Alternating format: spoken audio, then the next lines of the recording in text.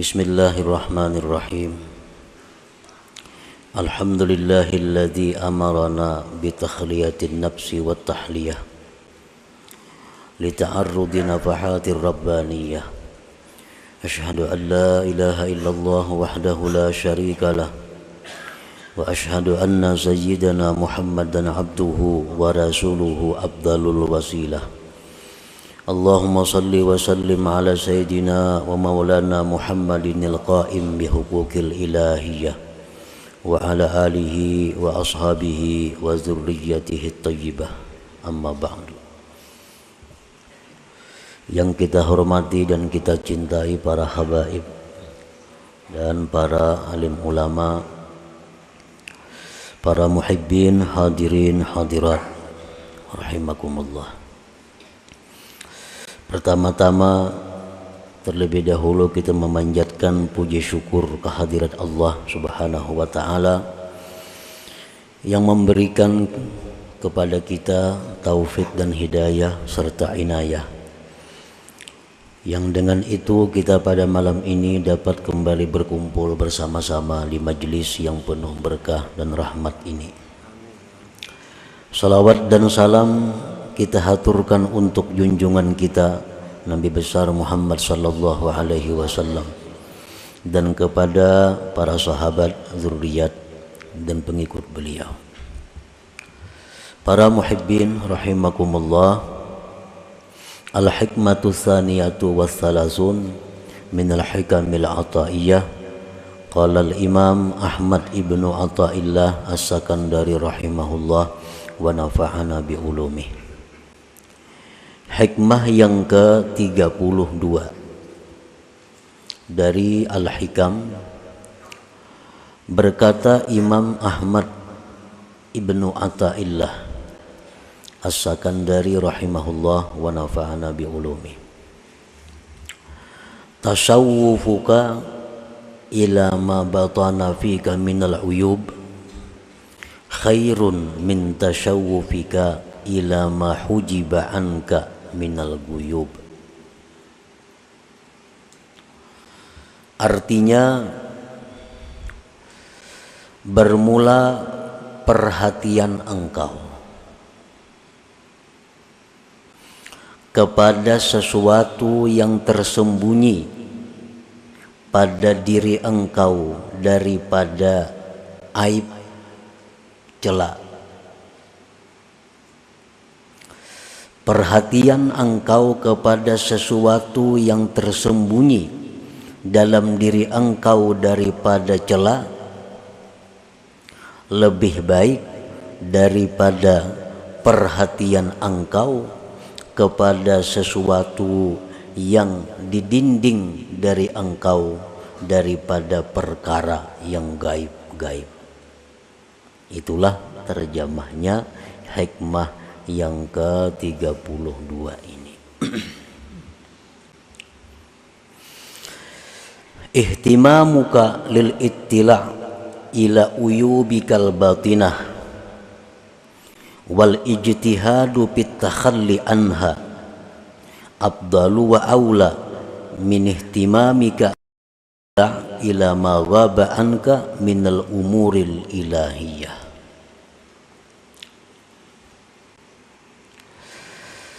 Bermula perhatian engkau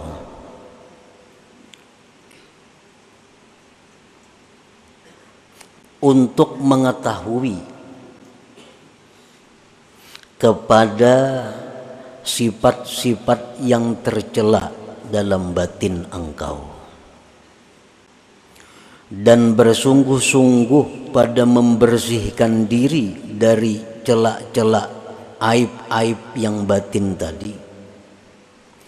Itu lebih afdal dan lebih baik daripada perhatian engkau untuk mengetahui kepada sesuatu yang gaib dari engkau daripada perkara-perkara ketuhanan.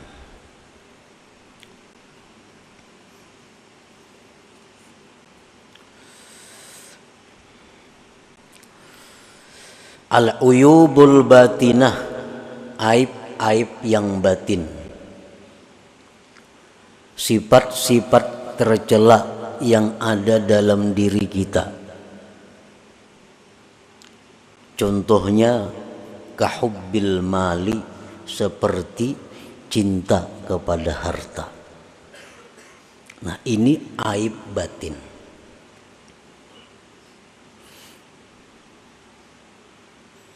Lebih baik kita berusaha menghilangkan ini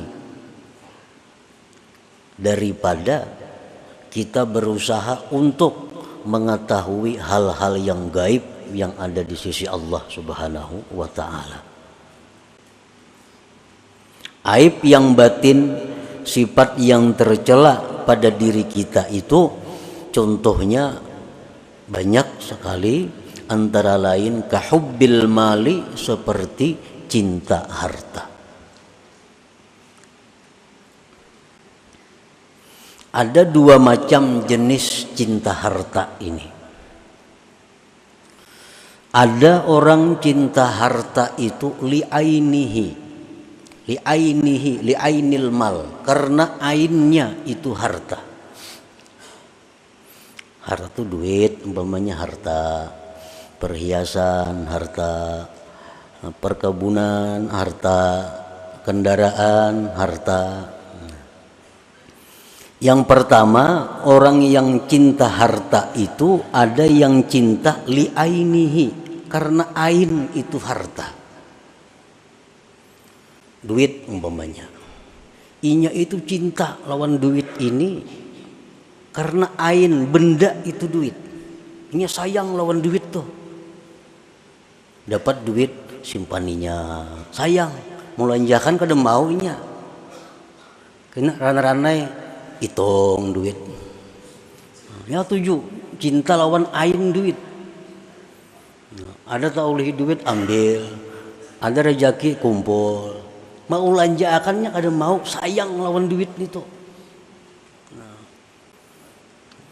Jadi kesayangannya, kecintaannya kepada ain duit itu.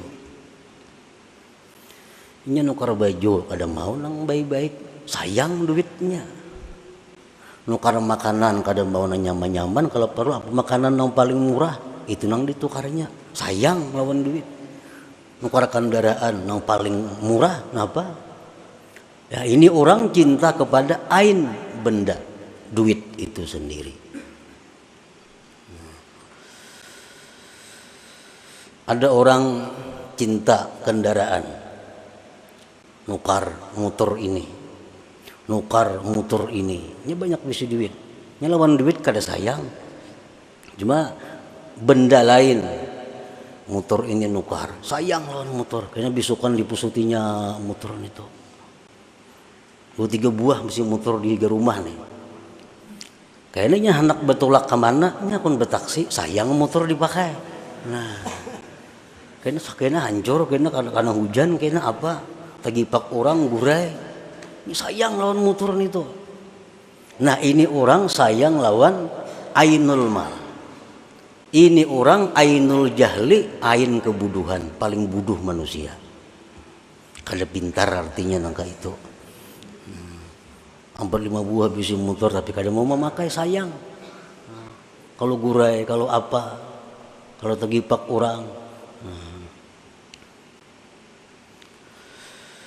Nah, ada juga orang yang cinta harta itu lifaidatihi, karena faidah itu harta.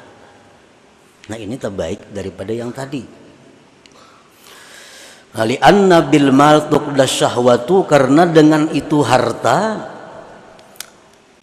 lulus syahwatnya, lulus keinginannya artinya. Nah, jadi harta itu dia cintai karena dengan harta ini dia bisa mencapai keinginannya. Minal ma'akil, daripada makanan-makanan, wal masyarib, minuman-minuman, wal malabis, pakaian-pakaian, wal marakib, tunggangan kendaraan, wal masakin, rumah tempat tinggal, wal manakih, dan perempuan istri. Nya banyak diisi duit dan inya cinta dengan duit itu karena faidah duit ini nyaman. hendak bebini kawa, hendak nukar rumah kawa, hendak nukar ini kawa. Nah, hubbul mal itu apabila ada dalam hati kita berarti ada sifat tercela. Berarti dalam hati kita ada tertanam sifat yang dicela. Wa amma hubbul malil birri wassilah wat ta'ah falaysa minal uyub. Adapun kita cinta kepada harta untuk kebaikan, untuk silaturahim, untuk taat, maka itu bukan satu keaiban, bukan satu yang tercela. Kita sayang lawan duit, karena dengan duit ini aku bisa naik haji. Aku sayang lawan duit karena dengan duit ini kawa menyakulahkan orang nang kada kawa sekolah. Aku sayang lawan duit, dengan duit ini aku kawa mengobati orang garing nang kada kawa berobat. Nah ini cinta lawan duit tetapi bukan termasuk aib, karena lil birri wassilah wat ta'ah. Nah, para muhibbin rahimakumullah. Nah jadi dalam diri kita apabila ada cinta kepada benda, cinta kepada harta, tetapi untuk kebaikan, nah untuk kebaikan itu bukan sesuatu yang tercela, bagus saja artinya.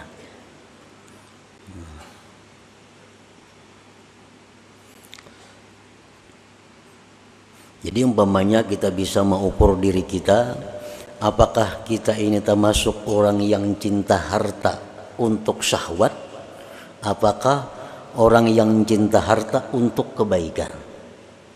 Nah kita kalau mengukur diri kita, misalnya kita hari ini diberi rezeki oleh Allah 100.000 rupiah. Apakah 100.000 ini kita gunakan 50.000 untuk bersenang-senang, 50.000 untuk sosial, berarti kita 50%. Tetapi bila 100.000 nang diberi Allah ini kita gunakan untuk kesenangan kita 90.000 rupiah, 10.000 hanya untuk sosial, kebaikan dan takwa, berarti kita termasuk orang yang hubbul mal tercela itu. Rezeki itu jangan dipandang kita nang berusaha. Ini orang-orang tua bahari melajari rezeki yang datang kepada engkau itu jangan engkau pandang usaha engkau, tapi pandang itu anugerah Allah. Nah, bila kita memandang duit ini dapat karena usaha kita, pemalar kita. Tapi Allah mencari duit lapah seharianan, sayang pemalar. Tapi kalau kita ingat bahwa rezeki adalah pemberian Allah kepada kita, rezeki ini adalah anugerah Allah kepada kita, nah itu bisa menghilangkan sifat sayang, kikir dengan rezeki tadi. Kita ini terpandang usaha terus, dapat duit merasa usaha seorang, dapat duit merasa karena kepintaran seorang, dapat duit karena merasa kesungguhan seorang, lalu sayang melawan harta ini. Jika kita pandang itu berian Tuhan atau itu injaman Tuhan, nah itu mengurangi kecintaan kita kepada harta. Dan memang itu pinjaman Tuhan. Kenapa pinjaman? Karena akan ditanya di akhirat. Jakanya kada ditanya, ayuha usaha seorang. Diberi Tuhan hari ini 10 juta, di akhirat kada bakal ditanya, ayuha usaha seorang. Ini di akhirat ditanya, hari anu jam dapat 10 juta kemana menggunakan? Itu ampunku gitu Tuhan, aku minjam aja tuh. Nah, jadi itu nang maulah kita ini kikir, maulah kita ini sayang karena kita memandang kekuatan kita terus, memandang modal. Itu modalku tuh, usahaku, nah lalu semuaan sayang. Kada ingat kita itu anugerah Allah, pemberian Tuhan, kayaknya ditakuni sidin, kemana duit itu digunakan. Nah, wa kahubbil jah, dan seperti cinta kedudukan, cinta pangkat. Ini aib dalam diri kita nih. Kalau ada keinginan nak jadi pembakal umpamanya, itu aib, tercela. Dalam diri kita ada keinginan untuk jadi ketua apa misalnya, itu tercela, sifat tercela.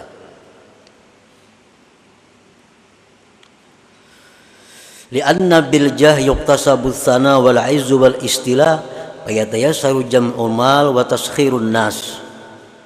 Karena dengan punya kedudukan, punya pangkat, itu didapatlah pujian-pujian, kemuliaan, menguasai, maka mudahlah dengannya itu mengumpul harta dan menundukkan manusia. Nya besi pangkat tinggi, nyaman cari duit, nyaman menundukkan manusia, jernya orang mau kada mau nuruti kada wani.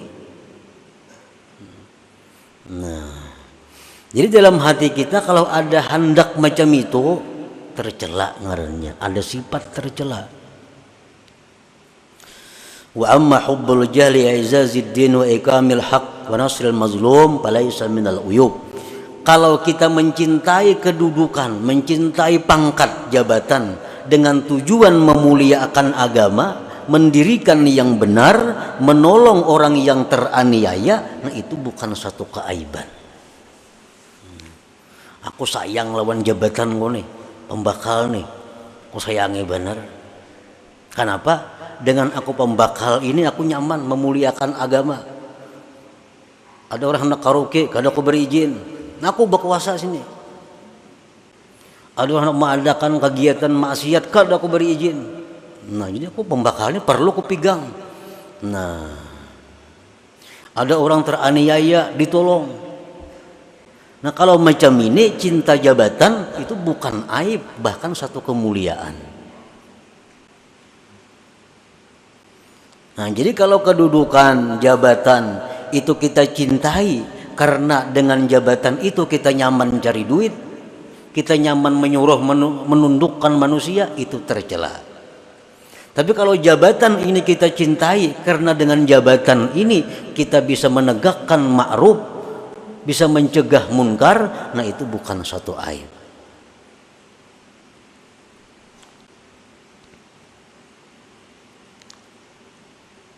Nah itu antara lain contoh-contoh aib dalam diri kita yang perlu kita pikirkan untuk membuanginya.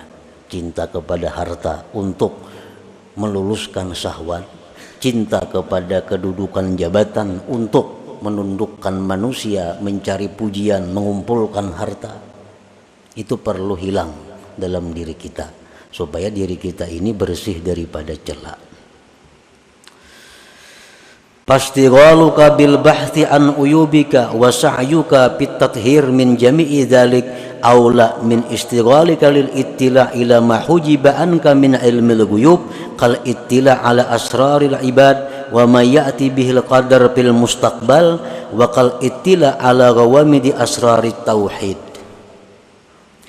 Bermula sibuknya engkau dengan membahas, memeriksa aib diri engkau dan berusahanya engkau membersihkan diri dari sekalian demikian, itu lebih baik daripada sibuknya engkau untuk mengetahui hal-hal yang didinding dari engkau daripada ilmu gaib, seperti mengetahui rahasia-rahasia manusia, seperti mengetahui yang terjadi akan datang, seperti mengetahui tentang rahasia-rahasia ilmu tauhid.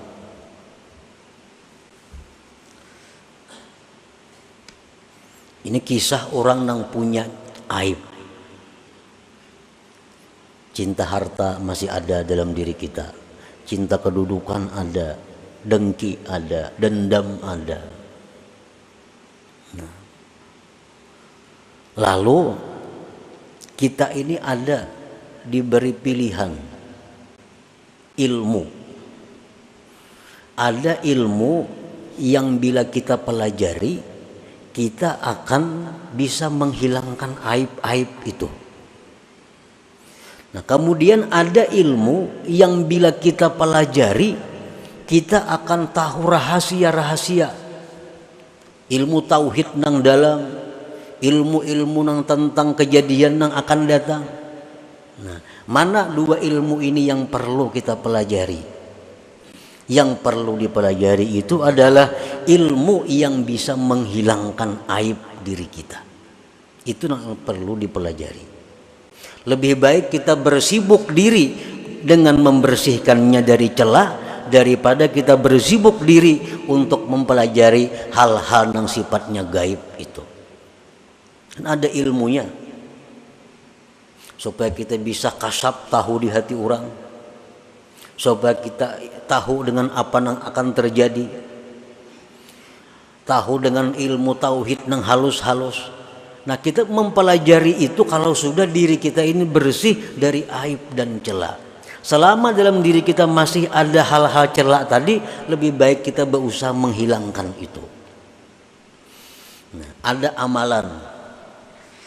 Amalan ini gunanya menghilangkan ria. Amalan ini gunanya menghilangkan dengki. Amalan ini gunanya untuk menghilangkan hubud dunia. Ini amalannya. Ada amalan yang sebuting lagi, amalan ini bila diamalkan kita akan diberi Tuhan kasab tahu isi hati orang. Amalan ini bila kita amalkan kita akan tahu firasat yang akan terjadi akan datang. Nah, mana antara dua amalan yang baik kita amalkan?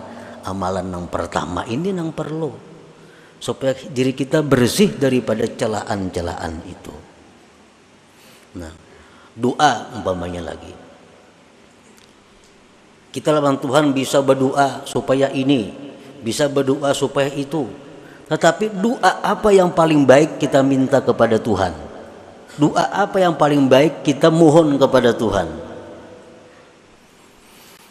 Doa yang sifatnya pembersihan diri itu yang utama yang kita ajukan permohonan kepada Allah Subhanahu wa taala. Al-Imam Al-Habib Ali bin Abi Bakar As-Sakran rahimahullah berkata, "I'lam ya akhi anna ad-du'a bil maghfirah afdalul ad'iyah." Doa, ketahuilah wahai saudaraku bahwa doa dengan minta ampun kepada Allah itu paling afdal doa. Doa murah rezeki, doa sihat badan, doa diberi ilmu, doa segala macam banyak. Tapi kalau yang paling utama kita minta kepada Allah supaya diampuni dosa, itu yang paling utama kita minta. Dosa tentang pembersihan diri kita, itu yang utama diminta kepada Allah. Seperti doa yang kita baca dalam wirid tadi, Allahumma ya Rabbi bijahi nabiyyikal mustafa wa rasulikal mujtaba wa waliyikal murtada wa aminika ala wahyi sama tahhir qulubana min kulli wasfin yubaiduna an musyahadatika wa mahabbatik. Nah, itu kan tahhir qulubana, bersihkan hati kami, min kulli wasfin, dari tiap-tiap sifat yang menjauhkan kami daripada musyahadah dan kecintaan Engkau. Nah, jadi amalan yang kita baca tadi, nah, doanya hanya itu. Doanya hanya itu.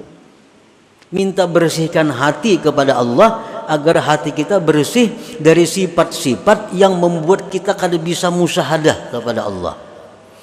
Kita minta bersihkan hati kita supaya suci hati kita dari sifat-sifat yang mendinding kecintaan kita kepada Allah. Nah, jadi itulah yang dimaksud dengan hikmah yang ke-32 ini. Apapun pekerjaan, ilmu, amaliyah, doa, apapun yang sifatnya adalah pembersihan diri itu lebih utama dikerjakan daripada hal-hal yang sifatnya tadi gaib. Nah, kecuali sudah bersih diri kita, sudah bersih dari hubud dunia, sudah bersih dari hubbul jah, sudah bersih dari ria, semua sudah bersih, ayo nak minta yang lain-lainnya. Imam Al-Hasanul Basri didatangi beberapa orang, yang orang-orang ini minta amalan kepada beliau. wahai imam, ulun minta amalan, ulun ada masalah ini. Amalan apa nang sidin beri? Istighfar. Ikam minta ampun kepada Allah. Ada pulang orang datang, ulun ini, lain lagi kisahnya lawan yang tadi. Apa jawaban Hasan Basri? Ikam minta ampun kepada Allah. Ada perempuan datang, wahai Hasan Basri, ulun sekian tahun kawin kada mau beranakan. Apa amalannya? Istighfar, minta ampun kepada Allah. Nah, jadi amalan yang utama itu yang perlu kita perhatikan adalah amalan supaya dosa kita diampuni, sifat-sifat yang kada baik di hati dihilangkan oleh Allah Subhanahu wa taala. Itu aja yang didua semacam. Ibarat sembahyang tahajud kita malam, fokus doa kita supaya dosa diampuni, sifat-sifat tercela dibersihkan Allah. Kada perlu minta murahkan rezeki, kada perlu minta itu ini, kada perlu. Selama diri kita kotor, selama diri kita penuh celah, maka permintaan kita kepada Allah hanya satu, bersihkan diri hamba dari sifat-sifat yang tercela. Nah, itulah maksud daripada hikmah yang ke-32 dari kitab Al-Hikam ini.